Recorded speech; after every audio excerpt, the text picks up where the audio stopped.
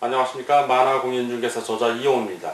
오늘은 민법 및 민사특별법 제1강 제1편 민법 총칙의 1. 권리변동 2.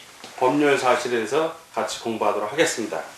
공인중개사가 되기 위해서 여러분들이 배우는 민법은 그냥 민법만 있는 게 아니라 민법 플러스 민사특별법으로 되어 있습니다. 민사특별법. 특별법이라는 것은 보통법, 즉 민법 같은 보편적인 법에서 미처 다루지 못한 것을 특별하게 따로 규정한 법입니다. 그러니까 민법, 민사 법 체계는 공법하고 공적인 법하고 개인적인 사인간, 개인을 공사라고 구분할 때 공은 공적인 거, 사는 사적인 개인적인 거를 의미합니다.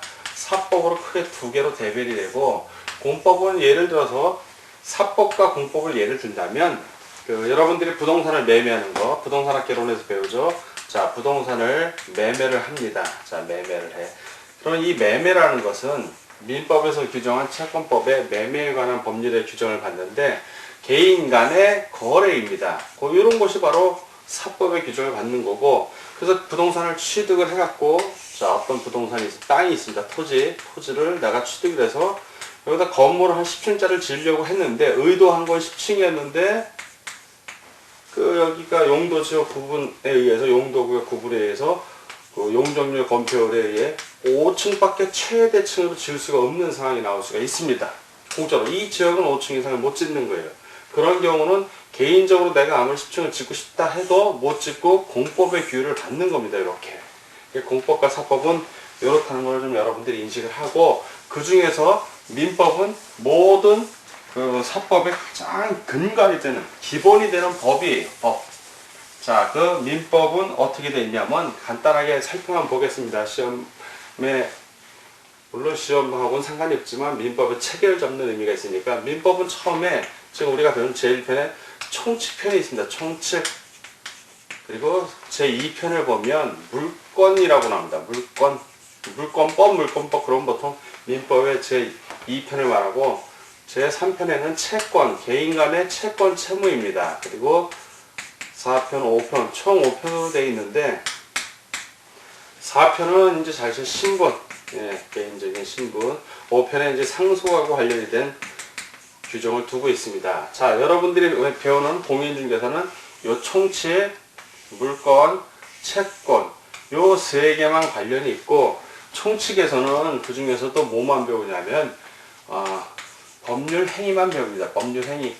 그 부분만 따로 제일 먼저 오늘 배우는 것이 법률 행위의 기본이 되는 권리변동과 법률 사실을 배울 것이고, 물권이라는 건 뭐냐면 이건 물건에 대한 권리입니다. 부동산을 생각하시면 되는데, 부동산에 대한 소유권 이런 거. 물권은 오직 법으로만 정합니다. 물권 법정주의에 의해서 민법에서 정한 8가지하고 8종하고, 그리고 이제 판례로 인정이 된 관습법 5종이 있습니다. 요 판례에서 인정한 8종과 5종은 이제 앞으로 우리가 하나씩 배워나가니까 큰 문제는 없고, 채권 같은 경우도 물론 총칙이고 내용이 있겠지만, 여기서는 주로 우리가 배우는 건 계약법만 배웁니다. 계약법, 채권 중에 계약법, 그리고 계약법 안에서 계약법 총칙하고 여러가지 계약법이 있는데, 그 중에 총칙 외에 따로 배우는 거는 이제 매매. 워낙 중요하지 않습니까? 공인중개사가 주로 하는 게 매매를 중개하고, 또 하나 있죠. 임대차. 임대차. 이 부분을 집중적으로 여러분 배웁니다. 그리고 신분하고 상속은 중개하고 상관이 없기 때문에 배우지를 않고, 우리 만화공인중개사 역시 이 둘은 나오지가 않습니다. 자, 그리고 민사특별법은 민법에서 미처 다루지 못한 세세한 부분들, 5가지 법이 있죠. 일반적으로 여러분들이 알고 있는 주택, 임대차. 서민들은 임대인과 임차인이 있으면 임차인이 약자예요. 경제적 약자. 그래서 경제적 약자를 보호하는 의미에서 주택, 임대차 보호법을 제정을 하였고, 두 번째, 상가 건물이 있으면 상가를 임대해주는 사람보다는 우선 임차에서 사는 서민들, 그 사람들을 보호하기 위한 상가 건물 임대차 보호법. 똑같아요. 임대차 보호법. 자, 그리고 세 번째는 집합 건물에서 삽니다. 공인중개사들이 그 중개하는 것 중에 가장 제일 대부분을 쓰는 게 아파트 매매나 아파트 전월세 계약이거든요. 그러니까 집합 건물 관리에 관한 법률. 자, 집합 건물 관리에 관한 법률. 네 번째는 이제 그러니까 물건의 저당권하고 비슷하지만 약간 다른 게 있어요. 집을 담보로 해서 은행에서 돈을 꾸기도 하지만 개인 간의 거래에서 내 집을 담보로 양도를 할 테니까 만약에 내가 돈을 갚지 못하면 이 집을 처분해서 네가 가져도 좋다 하는 쪽으로 계약을 하고 그거를 등기를 합니다. 그걸 바로 가등기 관리에 관한 법률에서 규정을 하고 있습니다. 그리고 마지막으로 다섯 번째는 부동산 매매를 할 때 자기 이름으로 부동산을 사야 됩니다. 그걸 규정한 게 바로 부동산 실권리자, 실제 권리자죠. 실권리자 이름으로, 그게 명의예요. 명의. 이름 명자 씁니다. 명의 등기에 관한 법률. 이렇게 해서 이 다섯 가지 법률을 민사특별법에서 다루고 있습니다. 우리 만화공인중개사 체계 역시 제1편에는 민법 총칙, 제2편에는 물권법, 제3편에 채권법, 제4편에 민사특별법에서 이러한 체계로 진행되어 있기 때문에 만화공인중개사 갖고 공부하시는 분들은 부담 없이 순서대로 쭉 공부를 하시면 그것이 바로 여러분들 공인중개사 시험에 나오는 시험 범위가 똑같으니까 어떤 뭐 흔들림이나 의심 없이 그냥 쭉 공부를 진행하시면 됩니다.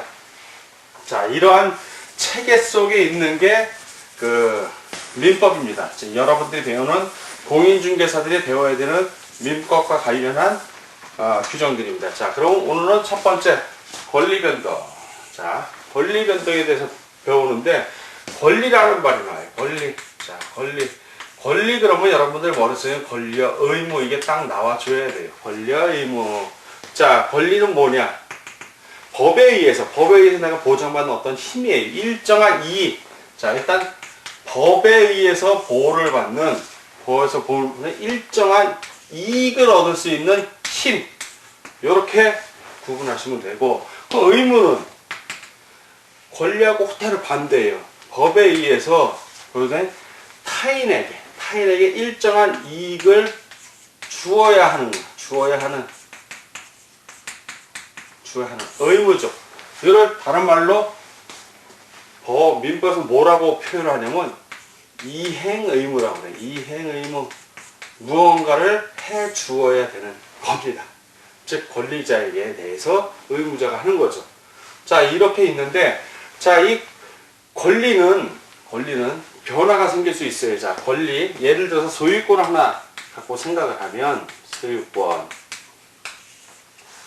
부동산 소유권, 토지 소유권을 예로 들어보겠습니다. 자, 토지 소유권 두 가지로 나뉠 수가 있어요. 예를 들어서 토지 소유권이 이제 매매하는 거를 생각을 하시면 돼요. 여러분들 이제 갑이라는 사람이 매도인이고, 자, 토지, 그리고 을이라는 사람이 매수인입니다. 자, 갑이 자기가 갖고 있는 토지가 있어요. 자, A라는 토지를 갖고 있는데 A 토지를 첫 때 매도를 합니다. 자, 매매 계약에서 매도를 하면 을은 무슨 의무가 발생해요? 남의 소유권을 받아오니까 이 사람이 그냥 줄 일이 없잖아요. 상식적으로 대금을 받습니다. 그걸 바로 대금 지급 의무예요. 대금 지급을 합니다. 이렇게 하면 요 관계는 개인 간의 채권 채무 관계예요. 그냥 계약을 했는데 갑은 토지를 넘겨줄 토기에 대한 등기 권리증과 자신이 그 모든 권리와 가는 걸 넘겨줄 의무를 갖는 거고, 을은 돈을 지급할 의무가 발생을 한 거예요. 자, 갑의 입장에서는 넘겨줄 의무가 있지만 권리는 뭐예요? 돈을 받을 권리가 있는 거고, 을의 입장에서는 반대로 돈을 줄 의무가 있지만 토지 소유권을 얻을 권리가 생긴 거예요. 자, 권리와 의무는 따로 존재하는 게 아니라 동시에 나타나는 거예요. 한 사람이 권리자이면서 동시에 의무자이고, 이 사람이 진짜 권리자이면서 의무자입니다. 근데 부분적으로만 놓고 봤을 때, 자, 이렇게 된 다음에 이거를 부동산이잖아요. 부동산이 동산과 다른 거는 무엇이다? 공시 방법이 등기다. 등기를 해야만 완벽하게 을의 것이 되는 거예요. 그래서 뭘 해야 된다? 요 다음 단계가 뭐냐면 갑에서 을의 소유권 이전 등기예요. 이전 등기. 자, 여기서 보면 딱 구분이, 일부러 이렇게 구분을 지을 때는 이유가 있는 겁니다. 자, 매도를 하고 대금 지급을 하기로 한 거, 요거는 개인 간의 권리와 의무, 어떤 이행, 의무를 이행을 해야 되는 거예요. 이건 바로, 요게 바로 채권 관계가 되는 거고, 그리고 이러한 채권 관계를 발생시키는 행위를 뭐라고 그런다? 채권 행위가 되는 거예요. 여러분들이 이제 배울 채권 행위, 채권과 관련된 채권법 제3편에 나오는 거고, 자, 이 소유권 이전 등기는 갑과 을은 두 가지를 약속을 하죠. 하나는 물건을 이전하고 대금 지급을 받겠다는 약속하고, 또 하나는 을의 입장이기도 하지만 갑이 을에게 A 토지에 대한 소유권 이전 등기를 해주겠다는 합의를 하는 겁니다. 여기까지가 채권 행위고, 그 다음에 갑에게서 을로 소유권 이전 등기를 직접 하는 거는, 요거는 물권 행위예요. 물권 행위. 아, 이렇게 구분이 되는구나. 하나의 행위 속에 구체적으로 이렇게 구분이 되는 거예요. 자, 채권 행위야, 물권 행위. 채권 행위는 계약을 통해서 이행을 해야 돼. 이쪽은 그러니까 토지 소유권을 줘야 되는 이행을 해야 되고, 매수인은 반대로 대금을 지급해야 되는 이행을 해야 되는데, 이 물권행위에서 소유권 이전 등기만 하면 끝이에요. 뭐 더 이상 이행하고 자시고 할 게 없어.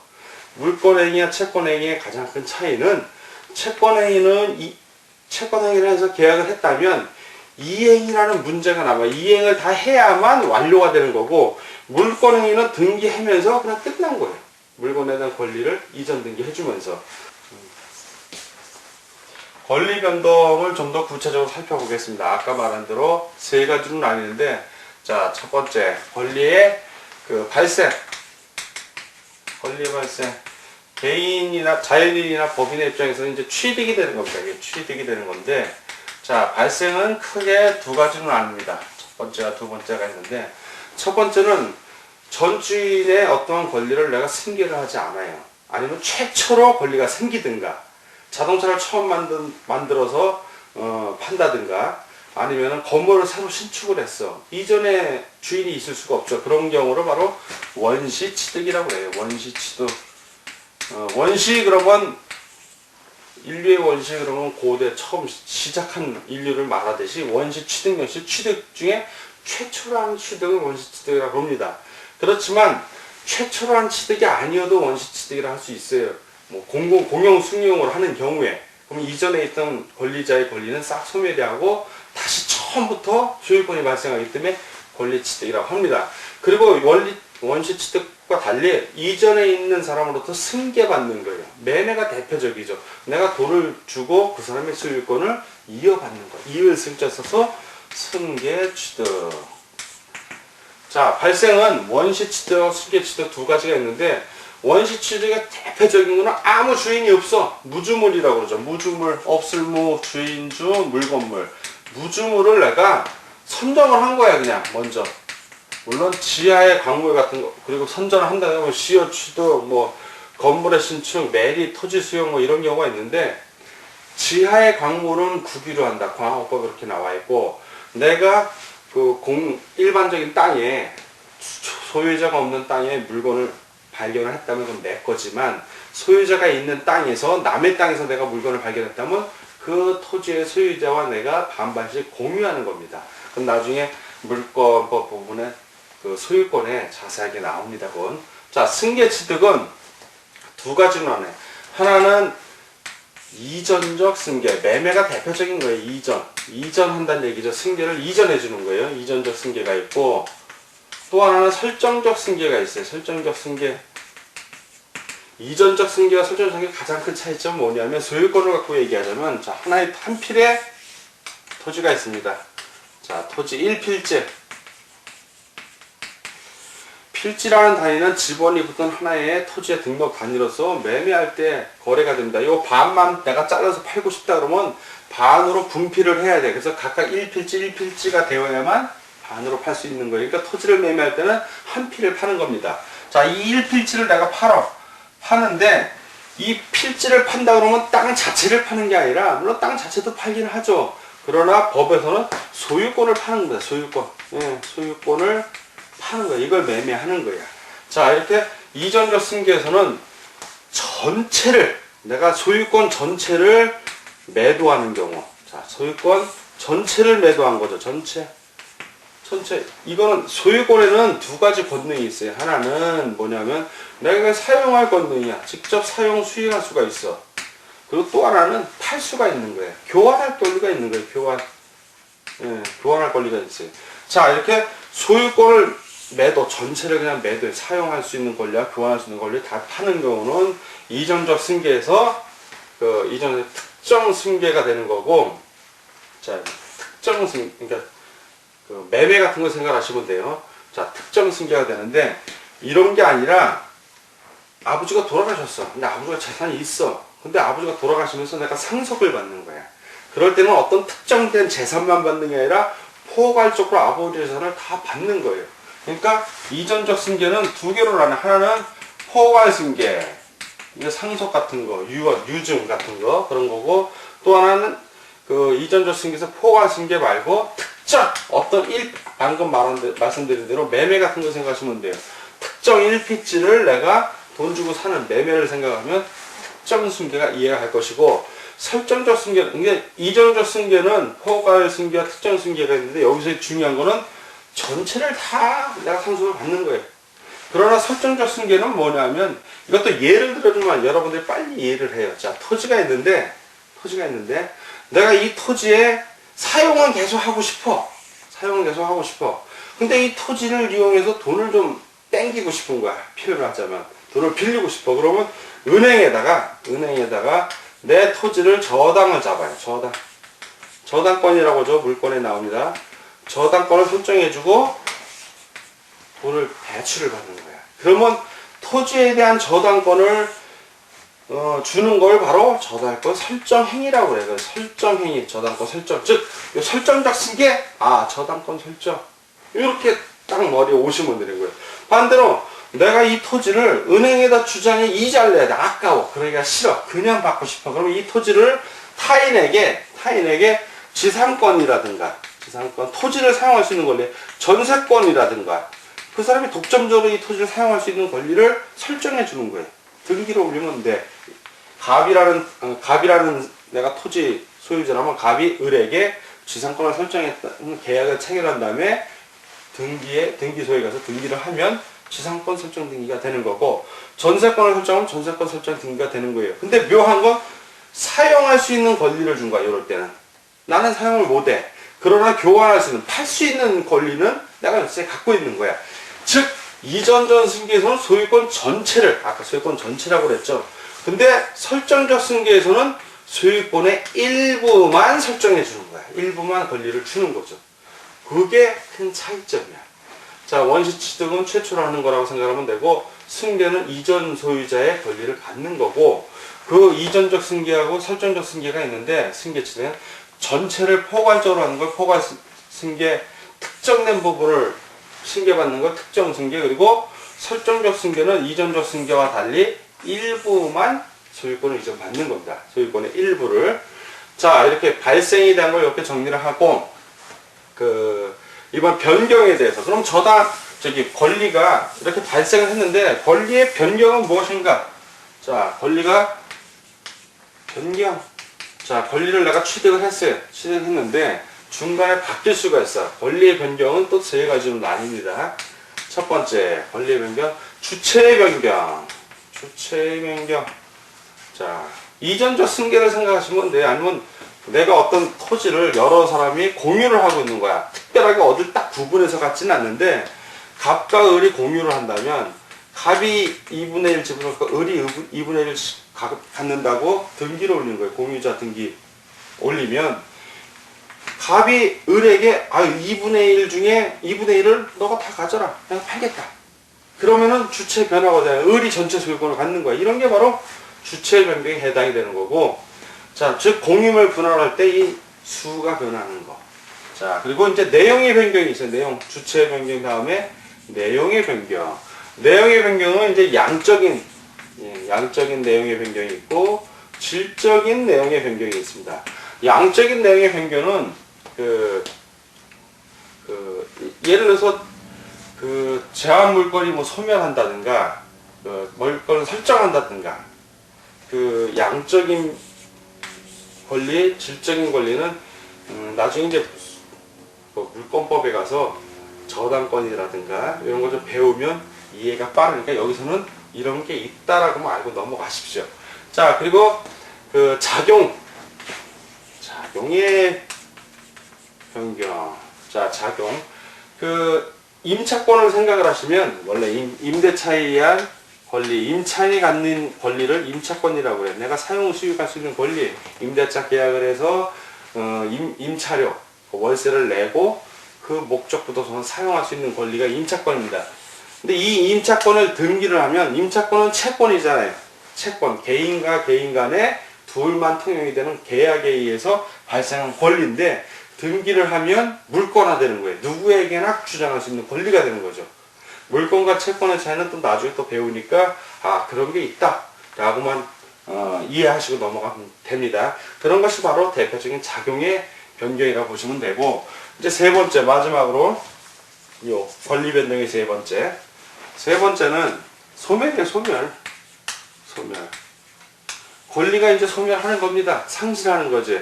그러니까 상대적 소멸하고 절대적 소멸이 있어요. 하나는 상대적 소멸, 즉 절대적으로 변하는 거 아니라 다만 상대적으로, 즉 내가 상대에게 물건을 팔아버리면 그 물건에 대한 소유권은 나에게 소멸이 되는 거야. 대신 상대는 취득, 발생이 된 거죠. 상대적이라는 거고, 절대적이라는 거는 글자 그대로 말이 절대적이잖아. 절대적. 권리 자체가 없어지는 거야. 그 목적물이, 예를 들어서 건물이 있는데 토지 소유권하고 건물 소유권 두 개가 있잖아요. 토지와 건물은 부동산임에도 불구하고 각각 등기부가 따로 존재를 해요. 건물 등기부 따로, 토지 등기부 따로. 그러나 우리가 토지하고 건물을 살 때, 주택을 살 때, 주택 건물을 생각하면 토지와 주택을 동시에 사는 거예요. 우리는. 그래서 같이 있다고 착각을 하는데 실제는 따로 있는 겁니다. 그래서 이걸 부동산학교에서는 복합부동산이라는 개념으로 여러분들이 공부를 하실 겁니다.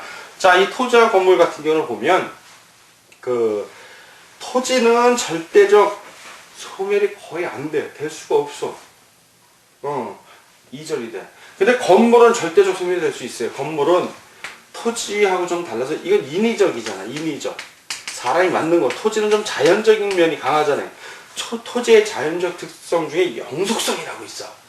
안 없어져. 근데 건물은 비영속성이야. 그래서 불이 타서 전소유가 없어졌어. 자, 없어졌어.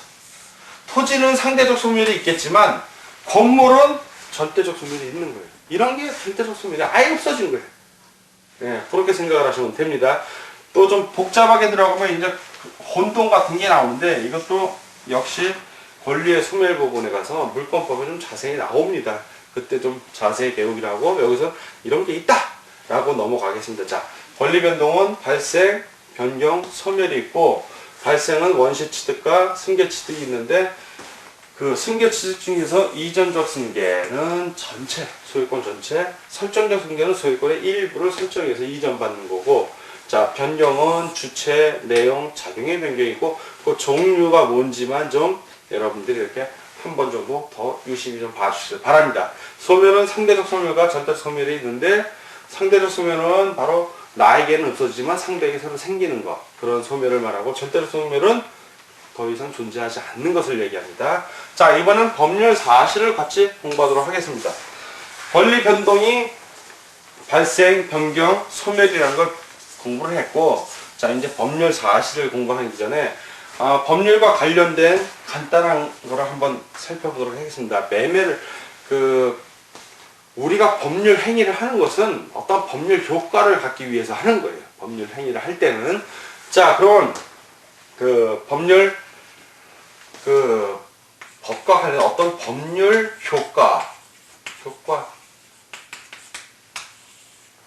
효과를 발생하기 위해서 권리를 취득한다든가 이런 효과를 발생시키기 위해서 내가 하는 행위 또는 이 원인이 되는 거, 법률 효과가 발생을 하려면 그냥 발생하는 게 아니라 뭔가 원인이 있어야 되죠. 원인이 되는 거, 그걸 뭐라고 그러냐면 바로 법률 요건이라고 그래요. 법률 요건. 법률 효과를 발생시킬 수 있는 요건을 갖춰줬다 해서 법률 요건이라고 합니다. 법률 효과는 바로 이제 권리 변동을 의미하는 거예요. 권리 변동의 효과를 발생하기의 원인이 바로 법률 요건인데, 이 법률 요건이 여러 가지가 있어요. 여러 가지가 있는데 뭐 법률 가장 대표적인 게 이 법률 요건의 여러 가지 원인 중에 가장 대표적인 게 법률 행위예요. 네, 법률 행위. 여러분들이 이제 물권법, 채권법을 앞으로 배우는데 물권 행위, 채권 행위 이게 다 법률 행위야. 민법에 있는 것들이. 자, 이제 준법률 행위. 이건 법률의 규정에 의한 행위를 말하고 나중에 또 법률 행위, 준법률을 또 배우니까 그때 자세히 알기로 하고 아 이런 종류가 있구나.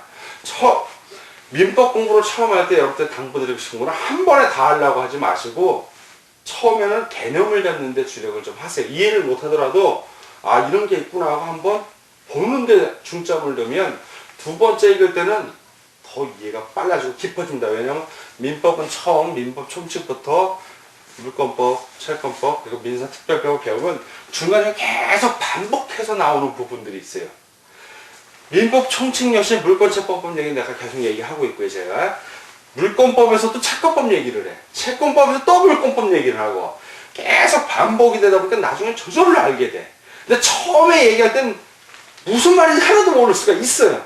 그러나 걱정하지 마세요. 공부라는 건 단계가 있고 처음 접해도 그 시간이다면 여러분들에게 피가 되고 살이 되니까 부담 갖지 말고 한번 보시면 됩니다.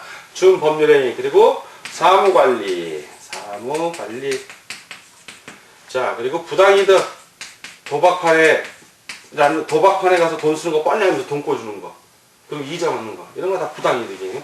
자 그리고 불법행위 아까는 적법행위죠. 법률행위는 이제 불법행위는 이게 법에서 불법이다 하는 부분들 불법행위 어떤 사건 뭐 사람이 태어난다든가 출생한다든가 이런 거 사망한다든가 이게 다 법률 요건이에요. 이런 법률 요건에 의해서 법률 효과가 발생하고 자 법률 요건을 여러 가지가 있는데 이러한 법률 요건을 구성하는 하나하나 독립된 것들 그거를 법률 사실이라고 그래.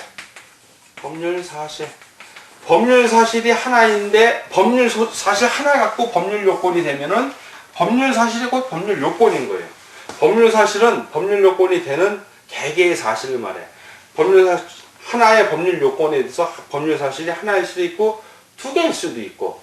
자, 어떤 경우를 예를 들면 여러분들이 이해가 빠르냐면 매매를 생각하면 돼. 항상 매매. 여러분들이 공인중개사야. 부동산 매매를 중개를 해야 돼. 여러분들은. 그럼 매매를 확실히 짚고 넘어가야 돼요. 이 매매가 꽃이에요. 꽃. 민법의 꽃. 자, 갑이라는 사람이 있고 을이라는 사람이 있어요. 자, 을이라는 사람. 자, 갑과 을이 갑이 집을 갖고 있어. 주택을. 이 사람은 매도인이 되는 거야. 집을 팔고 싶은 거야. 내가 집을 당신에게 팔겠어. 1억 원에 팔겠어. 자, 팔겠다는 매도의 청약이죠. 청약. 청구하는 거야. 약속하는 거고. 내가 팔고 싶어. 청약을 했어. 그 을이 만약에 그러면 그걸 내가 1억 주고 사겠어. 승낙이지. 매수하겠어. 승낙을 했어. 자, 하나의 법률 사실.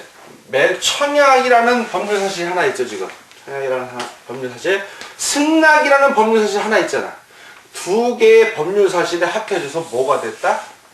법률 요건이 됐잖아. 법률 요건 하나에. 왜? 그 결과 법률 효과는 뭐야? 소유권 이전이잖아요. 소유권이 이전되는 거야. 법률 효과는 결국. 법률 효과가 나타나. 결국. 왜? 이행을 하니까 채권에 의해서 채권 관계에서. 이게 일련의 과정이 이렇게 되는 겁니다. 예를 들면 빨리 이해해. 여러분들이. 근데 개개의 법률 사실이 뭉쳐져서 하나의 법률 요건이 되고 법률 요건이 결국 법률 효과가 되고 암기를 하려고 그러면 이해가 안 가. 이 사실. 이 자체가 지금. 그 일부 강사님들이나 교재는 아주 장황하게 소설을 했어. 시험 문제 잘 나오지도 않는 건데 예를 들어 이해하면 빨라. 아 이게 법률 사실이야. 개개의 사실. 그리고 그 사실이 합쳐져서 하나의 법률 요건을 이뤘어. 그러면 법률이 이행이 법률 효과가 발생을 하는 거예요. 법률 효과가. 자 이렇게 이해를 하시면 이건 이해가 갈 겁니다. 그럼 이런 법률 사실들 아까 말한 청약이라든가 승낙이라든가 이건 법률 사실 중에 법률 행위에 속하는데 이 법률 사실을 자세하게 여러분들 교재 구분을 좀 해놨습니다. 보면 법률 사실. 법률 사실이 뭉쳐서 법률 요건이 되고 그것이 결국 법률 효과를 가져온다고 그랬어요. 자, 법률 사실은 사건과 있고 용태가 있어. 타 교재는 순서를 바꿔놨어요. 근데 용태가 워낙 많기 때문에 간단한 사건부터 배우는 거. 사건. 뭐 사람이 출생한다든가 사망한다든가 뭐 이런 걸 생각하시면 되고, 뭐 혼동이나 멸실은 나중에 여러분들 물권법 가서 배워요. 자세하게. 그러니까 그런 게 있다고 아시면 되고, 용태는 어떤 모습이야. 행위로 보여주는 거. 자, 용태는 내부적인 용태. 자, 내부적인 용태. 외부적인 용태로 나뉩니다. 외부. 내부적인 용태는 자기 의사를 생각하면 되고, 외부적 용태는 행위를 생각을 하면 돼요. 자, 내부적 용태는 의사적 용태하고 관념적 용태로 나뉘고, 의사적 용태와 관념적 용태는 각각 종류가, 의사는 뭐 소유의사라든가 사무관리의사, 대리의사, 점유의사, 어떤 의사, 내가 하고자 하는 의사를 얘기하고, 관념은 선이니 악이니 뭐 이런 거, 과실이 있니 없니 이런 걸 얘기해. 민법에서 말하는, 법에서 말하는 선의는 뭘 잘 몰랐을 때. 그래서 내가 그 동산 어떤 물건이 있어요. 물건이 있는데 이 물건을 샀어. 매수를 했는데 내가 이걸 매수할 때 이게 이 사람 게 아닌 걸 모르고 이 사람 건 줄 알고 산 거야. 선의치택이라고 그러거든요. 이런 게 바로 선이야. 모르고 한 거. 알고 이 사람 게 아니라는 걸 알면서 살 때는 악이지, 악이야. 알고 산 거니까. 그거고, 이제 외부적 형태 같은 경우는 이제 적법행위하고 불법행위로 나뉩니다. 불법행위. 뭐 불법행위야 뭐 그 위법행위. 예. 그 위법행위로 정리할게요. 자, 위법행위. 자, 적법행위는 그 적법행위를 했는데 이거 뭐 잘못하면 보상을 해주고, 위법행위 같은 경우는 배상을 해주는데, 자, 적법행위는 크게 또 법률행위, 여기 법률행위 나옵니다. 법률행위. 그리고 준법률행위. 채권행위하고 달라서 법률행위나 준법률행위, 이행이라는 문제가 없어요. 그냥 이걸 하면 끝나는 거야. 자, 이 법률행위가 제일 중요하겠죠. 우리가 지금 법률행위를 배우는 거야. 지금 이 권리변동, 법률사실, 이거 우리가 배우는데 이게 다 사실은 법률행위를 배우기 위해서 하는 거예요. 법률에서 정한 행위 세 가지가 나옵니다. 세 가지. 단독행위, 혼자 하는 행위, 자, 그리고 계약, 둘이 하는 거, 쌍방이 서로 마주보고 매매를 생각하면 되고, 합동행위, 합동은 여러 사람들이 한 가지를 하는 거예요. 다음 시간에 또 이거에 대한 설명은 나오는데, 단독행위는 상대방 있는 거, 상대방이 있는 거, 상대방 없는 거, 이렇게 나옵니다. 상대방 있는 거, 상대방 없는 거. 상대방 없는 거는 그냥 혼자 하면 되는 거예요. 그냥 내가 말하는 순간, 의사표시하는 순간 권리가 발생을 해. 상대방 없는 거는. 상대방 있는 거는 단독행위, 상대 의사하고는 상관없어. 내가 예를 들어서 돈을 빌려줬는데 너 돈 안 갚아도 돼. 채무를 면제시키는 거예요. 그 사람 의사하고 상관이 없어. 내가 그냥 돈 안 받을래 이러면 되는 거예요. 즉 상대에게 내가 안 받겠다고 하는 의사 표시한 게 도달하는 순간 되는 거예요. 도달을 해야 되고, 상대방 있는 건 없는 건 도달하고 상관이 없다는 거예요. 자, 이 정도로 법률 사실에 대한 정리를 했습니다. 오늘은 민법 및 민사특별법 제1편 민법 촉취 중에 우리가 배우는 게 권리 변동인데, 그 중에 법률 행위인데, 그 중에 첫 번째 권리 변동, 두 번째 법률 사실에 대해서 같이 공부를 했습니다. 자, 처음 공부하시면서 어려움이 좀 있겠지만, 민법이라는 게 우리 생활을 규율하는 것이고, 그리고 이러한 단어들이 생소한 것들은 여러분들이 그 시험지 같은데, 노트 같은데 이렇게 한번 써보십시오. 손으로 써보고 말로 한번 권리 변동, 발생, 소멸, 뭐 이런 걸 자꾸 변경 얘기하다 보면 입에 붙고 익숙해집니다. 뭐 친해지면 쉬워요. 친해지면. 처음 보는데 어려워. 처음 보는데 쉬우면 그것도 이상한 거예요. 어려워야 돼요. 근데 자꾸 보니까 이뻐지는 거야. 그런 마음으로 좀 공부해 줄 걸 당부드립니다. 자, 오늘 공부하느라고 수고하셨습니다. 다음 시간에 뵙겠습니다. 감사합니다.